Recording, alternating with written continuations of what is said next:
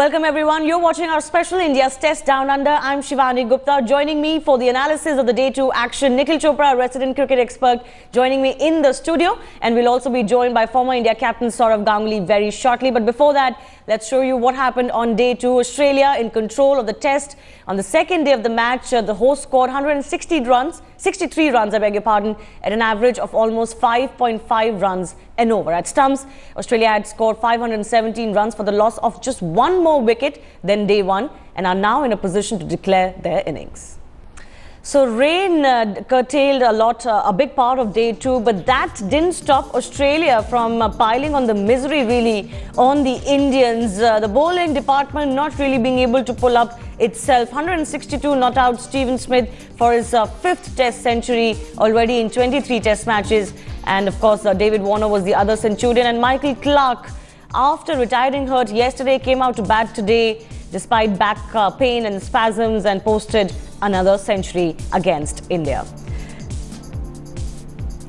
Well, Nikhil, it seems there's no stopping the woes for India. If you're not going to bowl better than what you did on day one, I mean, this is the result that you're going to get, especially with a batsman like Stephen Smith already there, then Michael Clarke coming out as well. Well, without a doubt. At the end of the day, you needed to try and at least put some sort of breaks. And Shivani, we spoke about this yesterday as well. If you're not picking up wickets, it's very important to try and, cut down the run flow. Because if you can do that, each time you pick up a wicket, you can try and come back into the game. And it's not just about how you're leaking runs as yet. You look at Varun Arun, nearly 6 and over in Test match cricket. It's not just about bowling quick in Test match cricket. I think you need to be a little smart, try and identify what are the good length areas on that particular track, and then you can try and at least somehow slow down the run flow. Shami, second spell, third spell, it was like a leathering that Stephen Smith was giving our Indian bowlers, hitting them with great amount of ease over mid-wicket, through the covers. Each time they tried something, Smith as well as Clarke, they were counter-attacking. And I just felt that, the Indian bowlers didn't have a plan B in place. If not to try and pick up a wicket, at least try and cut down the run flow. So this is difficult times. I guess hopefully from here on in, with the number of overs, Shivani, that they bowled, they would have learned a lesson that they need to be a little more proactive in terms of their bowling. Sourav Ganguly joining us on the show. Sourav, India's worst fears coming true? I mean, is this a sign of things to come? Being dominated completely, nothing working in Australia. Your assessment of Day 2 from India, any learnings at all that you saw from the bowlers? I think the bowlers went back to what they were in the first session yesterday. They bowled too short again. If you look at the shots and the scoring chart where Michael Clarke and Steve Smith played, when they were trying to score runs quickly, it was just short deliveries back of a length, and it got hit all around the park. If you keep bowling that length in Australia, you will go for runs. We understand Adelaide was a flat pitch. There wasn't any help for the seamers, but the lengths have to be correct for the fast bowlers, and that has not been the case, and that's why they've got plenty of runs. We'll talk more about the Indian bowling, but let's give credit where it's due as well. First, let's talk about Michael Clarke, Dada.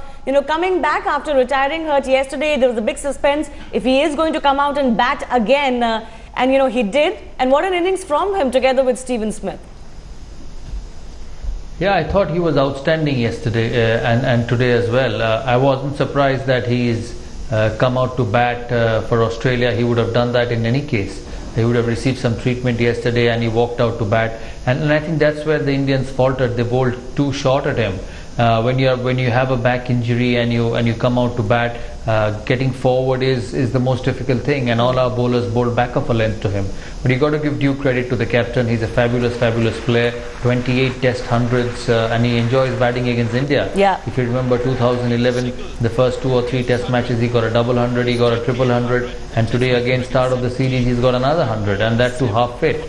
So he's so important to this Australian team. If you look at the batsmen before him and after him, the likes of Watson and Warner and Chris Rogers before him, and Steve Smith and Mitchell Marsh after him, who are also inexperienced young players. They're good players, but they don't have enough experience. And I think Michael Clarke is the fulcrum in that batting unit who keeps them together. He's been in terrific form since the time he's been captain of Australia, and he's one player who scored runs in all parts of the world, whether on seaming pitches, turning pitches, back at home in Australia.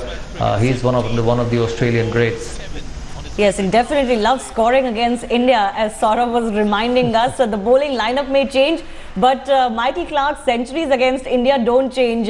Let's talk about the other hero of the day, though, Steven Smith, sort of a batsman that you really personally like quite a bit. You know, he's quite a delight to watch, and the intent from Steven Smith was also, you know, quite something to see. Maybe not so regular in Test cricket, but he went after the Indian bowlers today. Oh, I thought he was outstanding. Every time I see him, he keeps improving. Steven Smith, this is his 5th Test 100. He started off as a one-day player like David Warner, but has matured himself into a Test player. For me, he is the future captain of Australia after Michael Clarke. You keep hearing of Brad Haddin, you keep hearing of Shane Watson, but once Michael Clarke finishes as captain of Australia, Steve Smith will take over. He's outstanding on the field. He's someone who's actually lifting the team up all along.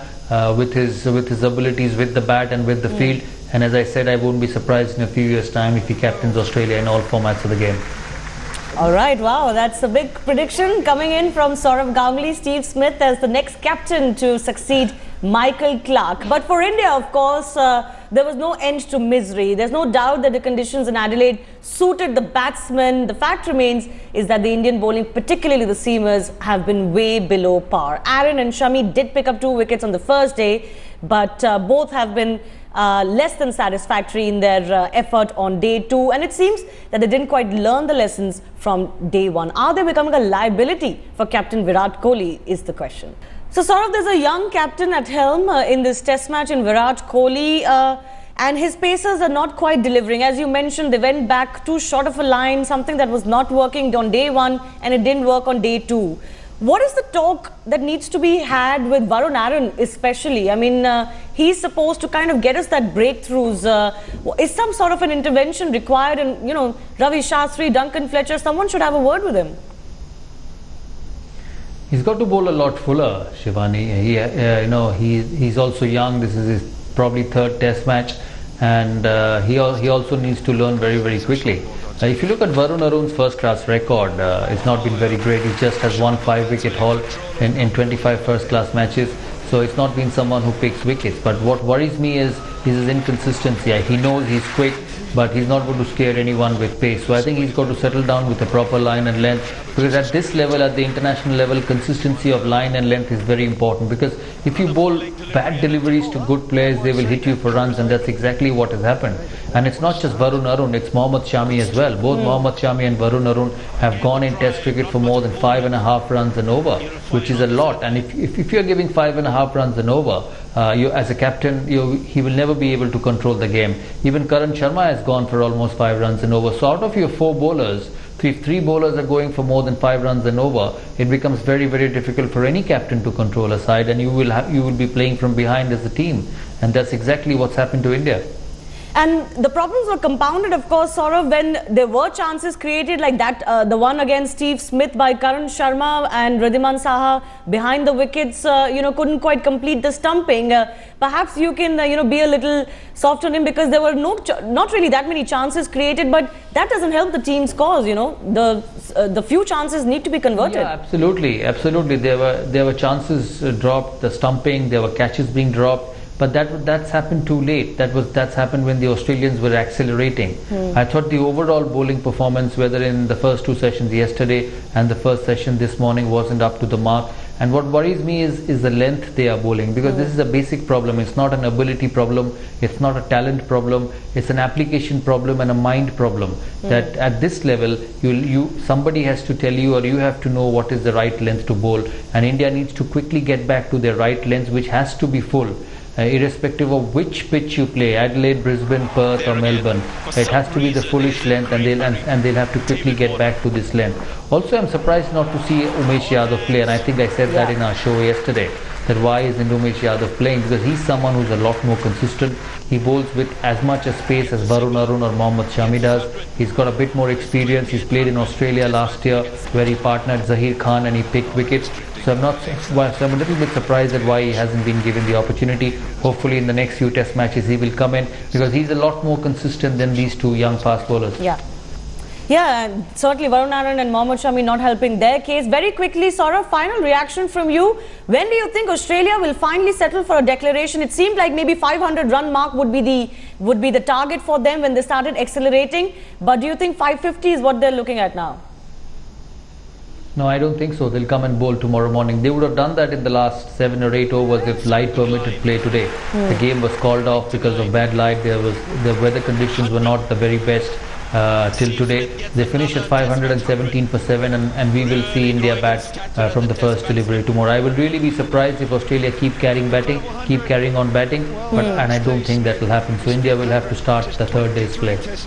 All right. So, well, the bowlers couldn't quite play their part very well. The batsmen now could be under pressure starting from first session tomorrow itself. Saurav Ganguly, Nikhil Chopra, thanks a lot for joining us. Of course, these two gentlemen will join us again later in our 7:30 p.m. show. So join us again for the cricket analysis then. For the meantime, it's time for me to take a short break. News and updates will continue on the other side.